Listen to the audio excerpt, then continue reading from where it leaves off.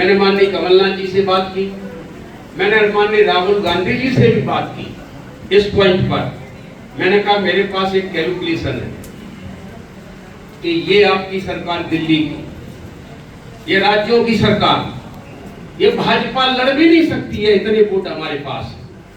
तो उन्होंने बोला एक पॉइंट बताइए आप। मैंने कि आप पूछिए मुझसे, दिल्ली का बताऊं कि अपने मध्य प्रदेश का बताइए। तो मैंने उनको मध्य प्रदेश का बताया। मैंने कि मध्य प्रदेश में 18 में जब चुनाव हुए थे, 18 में चुनाव हुए थे, तो 18 के चुनाव में 1,55,00,000 वोट मिले थे कांग्रेस को, और कांग्रेस की सरकार बनी थी। 23 में अभी आने वाले 3-4 महीने के बाद 1,65,00,000 से 1,72,00,000 के बीच में वोट आएंगे, तो बहुमत की सरकार कांग्रेस की बनेगी। ठीक है, ठीक है। तो हमको कितने वोट चाहिए?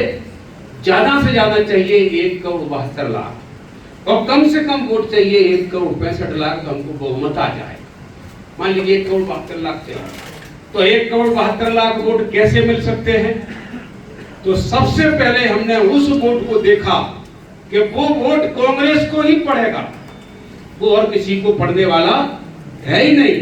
जैसे नंबर 1 मुसलमान वोट है कि कांग्रेस को ही पड़ेगा, वो कुछ मना भले करता रहेगा, या गुस्सा में कुछ भी कह जाए हम नहीं वोट देंगे, लेकिन जब बात जाएगा नहीं बटन दबाने, पंजे पे टक करके आ जाएगा, अब लिखे ना रहेगा।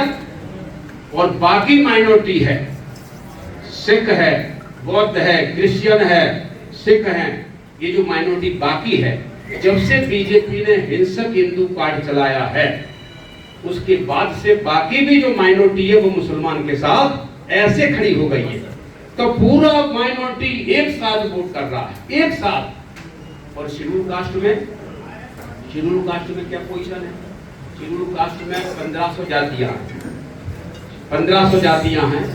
तो 1500 जाति में एक बिरादरी है, जैसे अपने यहाँ कोई जाटव कहता है, कोई अहरवाल कहता है, कोई दोहरे कहता है, कोई मेघवाल कहता है, कोई कुरील कहता है।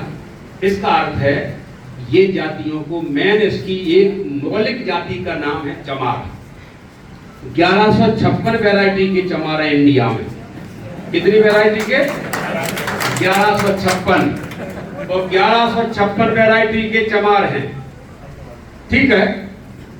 और उसको कैसे साबित होता है कि जाटव को भी चमरा कह दो तो बुरा लगेगा, दोहरे को भी चमरा कह दो बुरा लगेगा, एडवार को भी क्या बुरा लगेगा, तो इसका मतलब चमार है।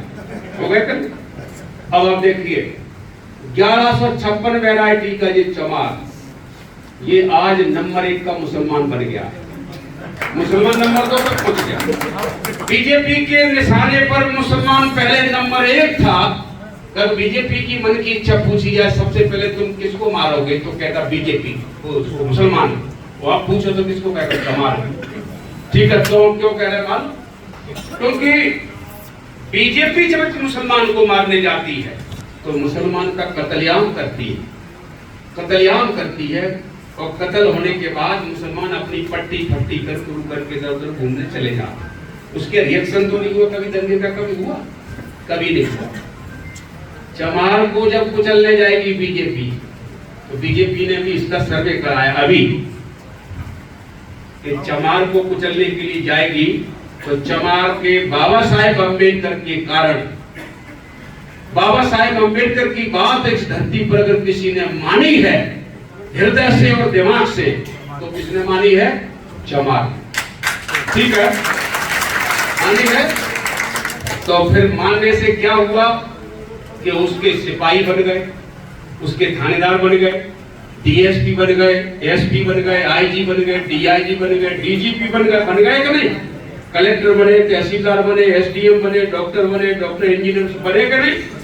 अब दंगा होता, तो दंगा करने के लिए पुलिस जा रही है, तो उस पुलिस में 20% तो चमारी घुसे।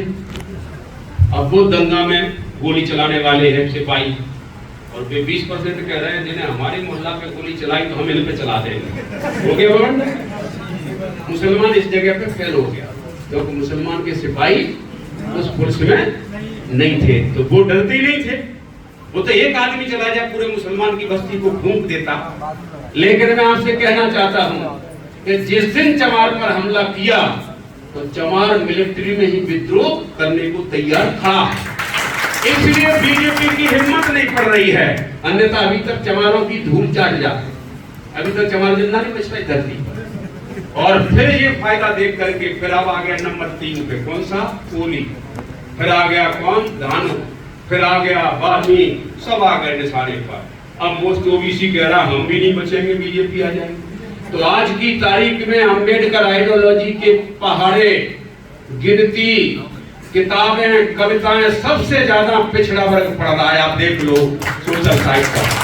अगर जगाने का काम अगर सभी से ज्यादा अम्बेडकरवाद को कोई कर रहा है तो पिछड़ा वर्ग कर रहा है। अब बीजेपी आ गई मुट्ठी में कि नहीं आ गई? लेकिन मैं अभी आपको ये बात नहीं बता रहा था, ये तो मैंने संदर्भ में बताई। सच्चाई क्या है? क्या ये चमार बीजेपी को वोट डाल सकता है क्या? उसे मालूम है नहीं डाल सकता।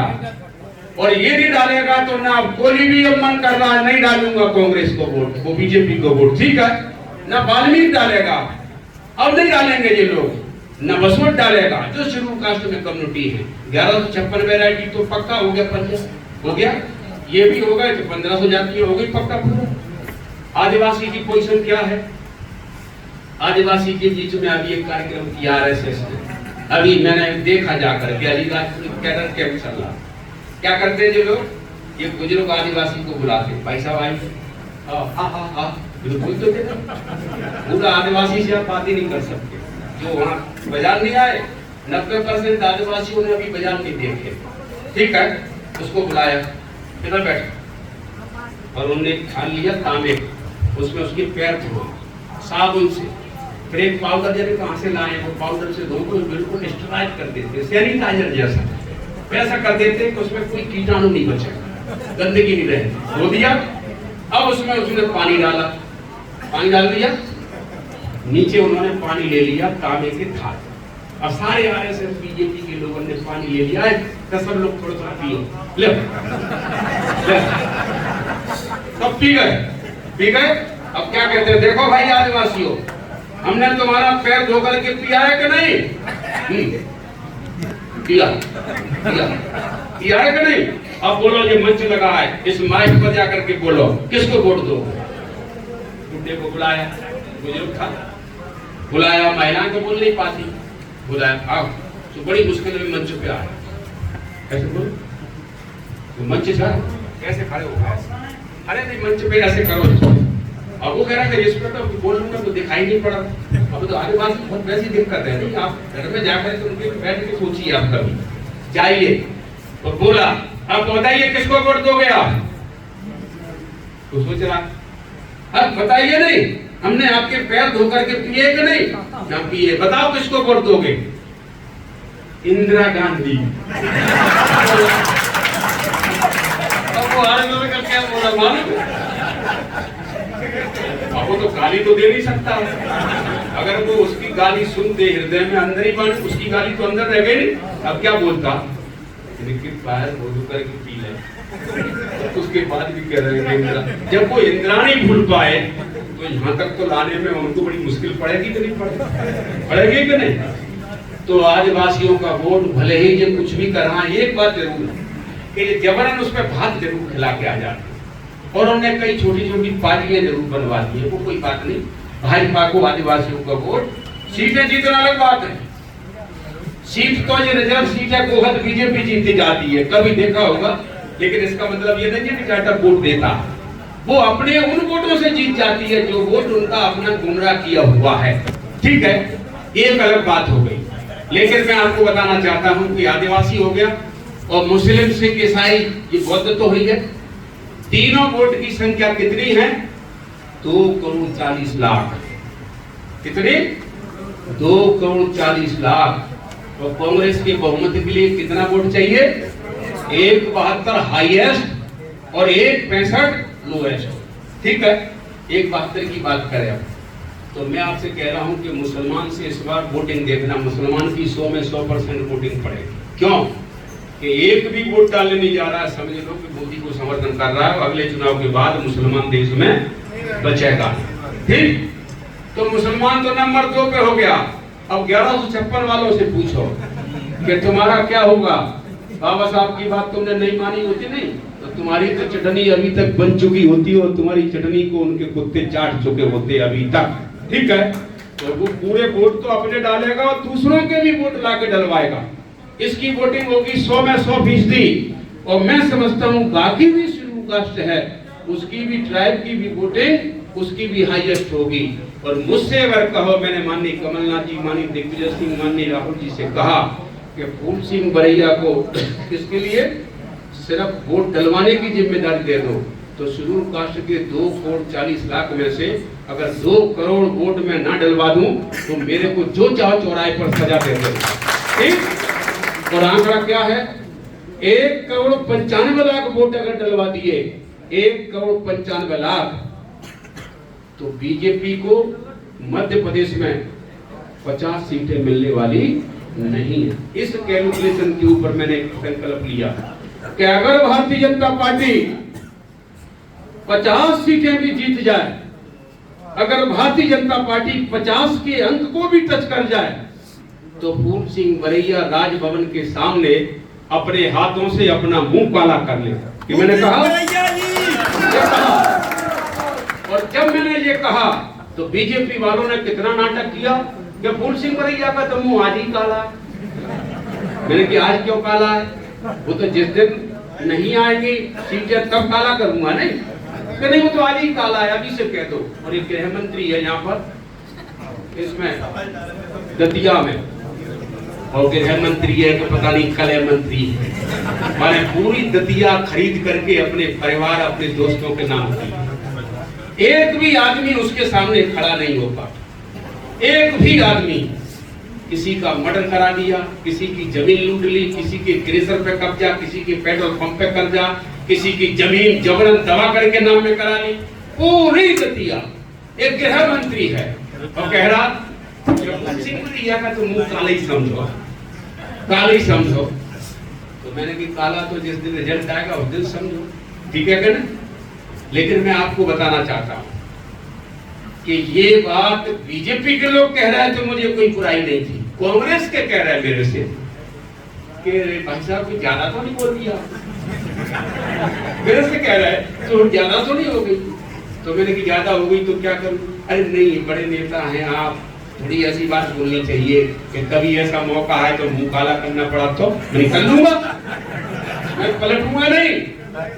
अगर एक भी सीट कम रह गई, एक भी, मैं अपने हाथ से अपना मुंह काला कर लूंगा। मैं कह करके पलटने वाला आदमी हूं ही नहीं, मैं करूंगा। लेकिन ये नहीं है कि मैं इधर उधर भाग जाऊंगा। कहा मेरे को कई पत्रकारों ने लिखवा के ले लिया, लिख के दो। मैंने कि एफिडेविट के साथ साथ ही दे दो, अभी लिख के ले लिया। और अभी क्या हुआ, जब 54 आरएसएस का आया रिपोर्ट तो अपने नेता क्या बोलने लगे, ये तो आपकी बात सही होती है, ठीक है, कहने लगे। और बीजेपी के तमाम ऐसे लोग, कैसे आप आश्चर्य नहीं करेंगे अगर मैं उनका पिटारा खोल दूं तो आपको आश्चर्य नहीं होगा कि बीजेपी या कांग्रेस में घुस के फिर से ना बीजेपी बना दे। सारे के सारे लोग तैयार बैठे कांग्रेस में आने के लिए और संपर्क करते हैं। तो मैंने कहा कि भाई क्यों आ रहे हो, सरकार बन रही है कांग्रेस की। तो मैंने कितने वोट, वो तो आपने कैसे दिया, उतने वोटों से ही वोट जाता है, वो खुद कह रहा है। तो मेरा मतलब ये है कहने का कि इसलिए मैंने संकल्प लिया, इससे ज्यादा सीटें कांग्रेस जीतेगी, बहुमत आएगा। लेकिन उस बहुमत के बजट का, उसके लाभ का फायदा जनता तक नहीं पहुंचा पाए तो फिर ऐसी बहुमत की सरकार किसी काम की नहीं। समझे बात को? तो अब आप कहिए कि आप हैं वोट डालने वाले, बीएलए को जाइए, घाट पर सो रहा होगा, काम तो चल नहीं रहा, अभी फसल का काम चल रहा है क्या नहीं? नौकरी करता नहीं है तभी तो बीएलए बना है। तो आप जाइए कि वोट डालेंगे, हम बहुमत की सरकार हम बनाएंगे। और तू अगर चारपाई पर सो रहा है तो इसकी शिकायत करिए और कहिए कि तू सो रहा है, तुझे कल तक हम तेरे को हटवा देंगे, और नहीं तो इस काम के लिए चलिए। क्योंकि नेटवर्क अगर नहीं हुआ, 1000 आदमी के बने हुए लड्डू भी 1000 लोगों को डायरेक्ट कह दो खा जाओ, तो 10 आदमी भी पेट नहीं भर पाएंगे, सब पैरों के नीचे कुचल जाएंगे वो लड्डू। इसलिए हमें नेटवर्क के लिए जरूरत है।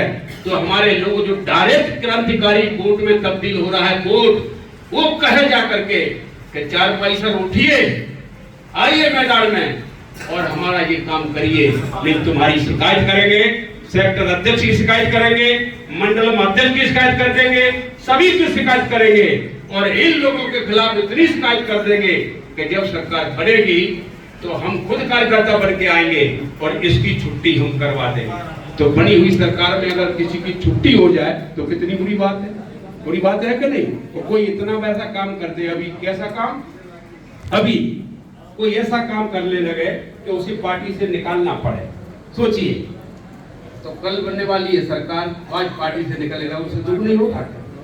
खाली पूरी जिंदगी मेहनत की और सरकार बनने आई, पार्टी से निकलना पड़ा। तो गलत काम करेंगे तो पार्टी से, ये रिपोर्ट मैं पूरी नहीं दूंगा वैसे आज की, तो आज को मैं ऐसा मानता हूं कि ये पार्टी वो मीटिंग उस प्रकार की है ही नहीं, इसलिए इसकी रिपोर्ट नहीं दूंगा। फिर से कभी आप तैयारी कर लें, फिर से करें तो, ना करें तो मुझे कोई उसकी जरूरत नहीं है, मैं ये भी रिपोर्ट दे सकता हूँ, क्योंकि इससे कोई फर्क अब जीतने वाले पे पड़ने वाला नहीं। फर्क पड़ेगा जनता पर, सरकार बन के आएगी तब उसका जनता पर फर्क पड़ेगा कि आपके नेटवर्क वाले लोग नहीं हैं तो वो बजट डायरेक्ट कार्यकर्ता नहीं ले जाएगा, तो बजट दलाल के हाथों से बटेगा, वो आपके काम कभी आने वाला नहीं। तो इसलिए मैं आपसे कहूंगा कि इस काम को करने के लिए अगर अगली बार के लिए अगर आप तैयार हो तो मुझसे कह देना, तो मैं फिर से आ जाऊंगा। या आप भले ही भिंड नहीं करना, अलग अलग विधानसभा भी आप कर सकते हैं, तो वहां भी आप करें इस काम को। तो मैं इसलिए आपके बीच में ये बात कह रहा हूं कि आज की मीटिंग वो उस पूरे के पूरे मैनिफेस्टो जो हमारा जो दिख रहा था आज का कार्य एजेंडा, उस पर हम लोगों की ये मीटिंग नहीं। तो आपसे बस यही कहूंगा मैं कि ये तो दोनों के दोनों पॉइंट अभी